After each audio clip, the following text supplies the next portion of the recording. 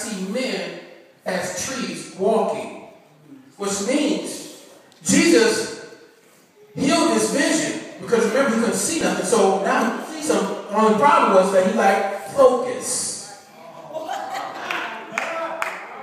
So it was no longer a vision problem, it was a focus problem.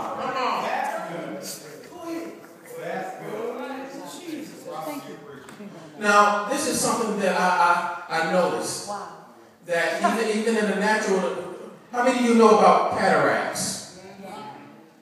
This is how the spirit of deception works. See, it sends out this little worker called distraction. Yes. See, because what happened with cataracts is if you don't get it taken care of in time, it will cause blindness. But it causes disfocus. See? So what happens is with distraction comes is little distractions here and little distractions there. And once the spirit of distractions gets you totally out of focus, then deception can come and lead you where Christ should be leading you. But what's so deep about it, you think you're doing the right thing. But you're actually operating on the spirit of deception. So why would Christ have to lead you out? Because no matter what this person say, or it could be somebody that you respect, you won't even have the ability to hear them because you're under that spirit so much. Wow.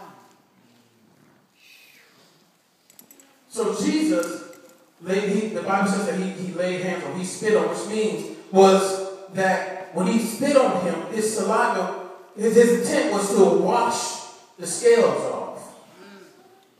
To wash. To purify. But the issue was that he lacked focus. Back into my notes real quick. Y'all all right? Yeah. Somebody say deception. Deception. Now we see this again in Genesis chapter 27, where it speaks about Isaac and Jacob.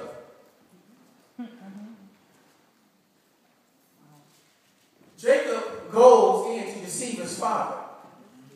Isaac's blind.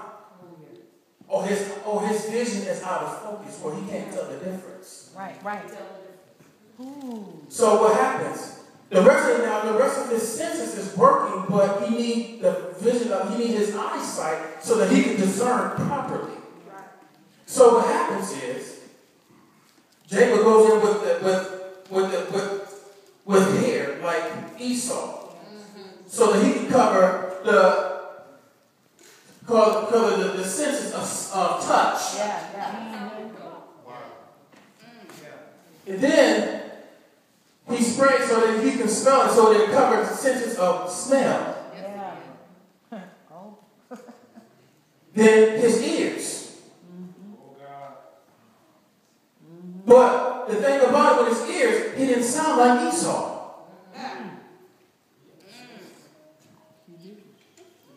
He didn't sound like Esau.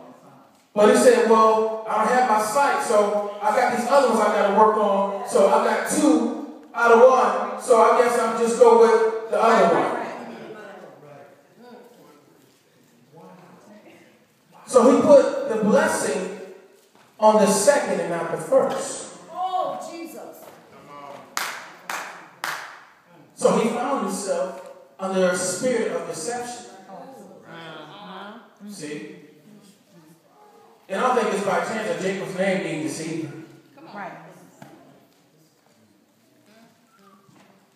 So he allowed himself to be deceived.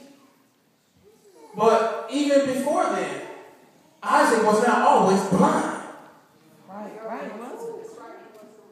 Which means that it was something that happened over time. See, that's what happens with a lot of us. See, the enemy continues to bring distraction to us, and we begin to pay attention to those distractions, and we lose focus on God's original vision. Come on. We start thinking about this thing, we start thinking about that thing, and God is trying to bring you to a place of His vision so you can do His purpose.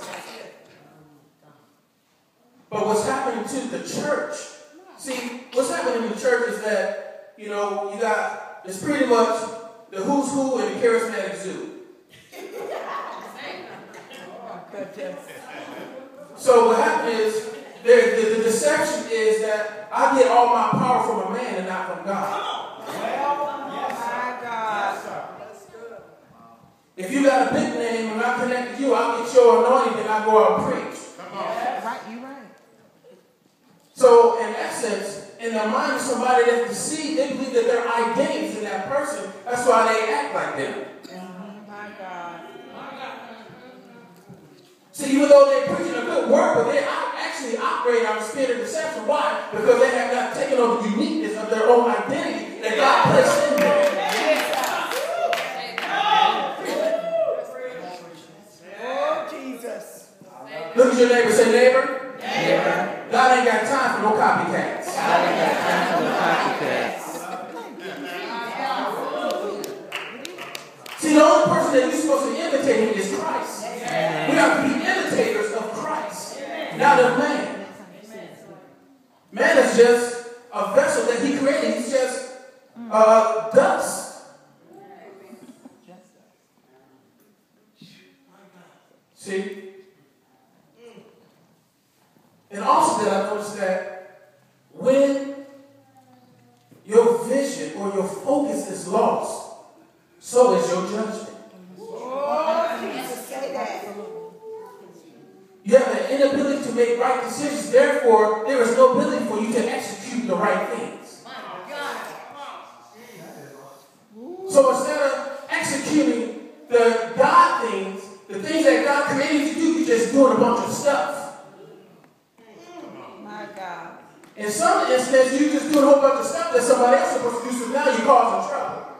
And it's no different than when Jonah was on the boat at the wrong place, at the wrong time, and because he was at the wrong place at the wrong time, he caused a storm for everybody else.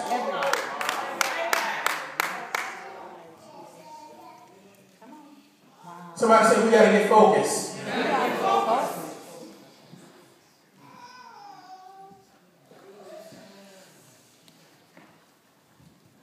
So, God's original intent is to unearth or to uncover the original vision. As you read on in the story, the Bible says that he restored his vision. It didn't say that he gave him brand new eyes. It said that he restored his original vision. So the vision didn't change. He just wanted him to be focused on the original vision. Then what is so powerful, because you said that God to restart. And then that word jumped at me, and then as I began to go over my notes, the Bible says that Jesus sent him home with his original vision to restart.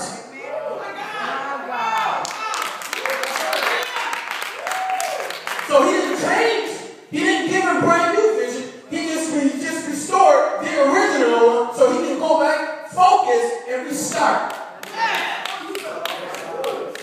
Back home. Because Jesus, what did he say? Jerusalem first. Come on. See, this is the time that God is requiring his people to refocus, to realign. Yes. God. Order. Somebody say order. How many know that it's impossible to have order when you have this order? It's impossible to have order when you have a whole bunch of distractions. Because you have a whole bunch of distractions, then you can't focus. You can't be aligned. The number 12 means divine order. God is trying to get your attention, bring you out of the spirit of deception so that you can be focused on reaping the harvest. Because the year 2012 is going to be a year of harvest. So I've got to refocus you. What the original, what's the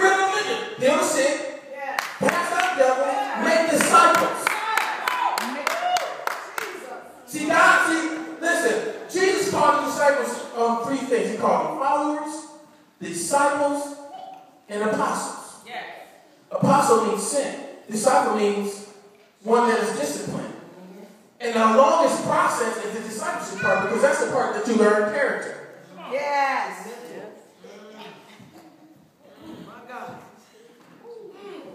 So God's original intent, when we're focused people on his vision, is to make disciples, or in other words, to teach, to train people how to live a disciplined life so that they can be sent.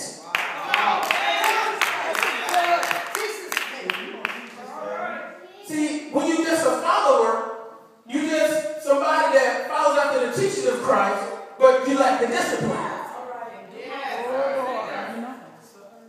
See, the only thing, it's not a building that's going to change the world. What's going to change the world is the people going up that's disciplined, that has been sent by God, preaching the gospel, healing the sick, casting out devils, and making disciples, because when you make disciples, you are enlarging the kingdom.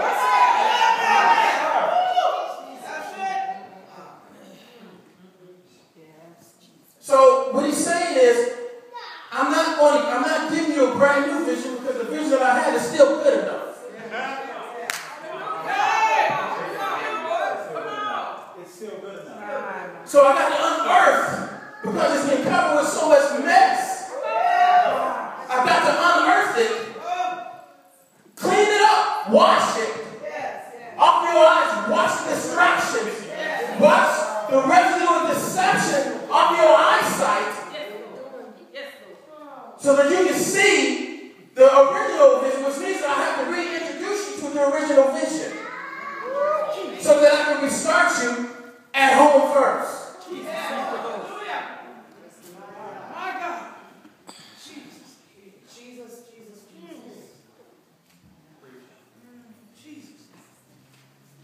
So in essence, Jesus unearthed his original vision and brought it into a specific place of focus.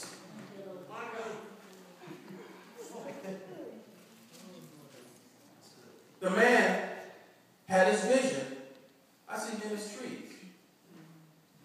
Which also means this. Look at this. That even though he saw men as trees, but the only way he could discern that they was men was by their voices. Because everything else was a blur.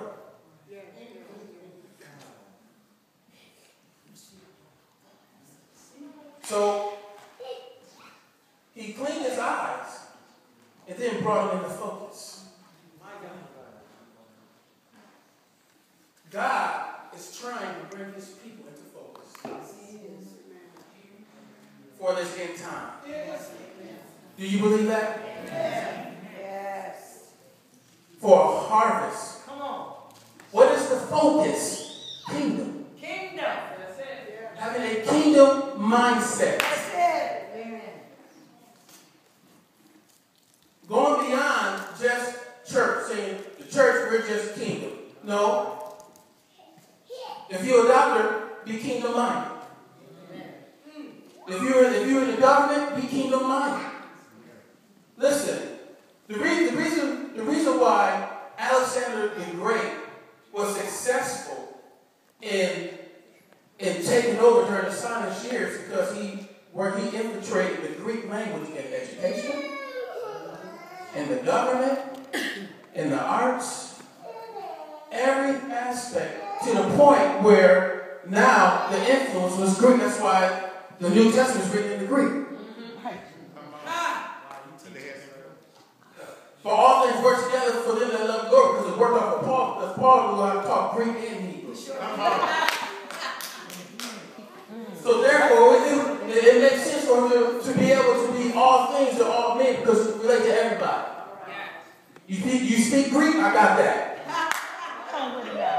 You speak Hebrew, I got that too. If you're a rich man, an educated man, I can do that, because he was a scholar. And what is so powerful about Paul is that even though he was a scholar, he sat under Ananias for 2 years to be mentored before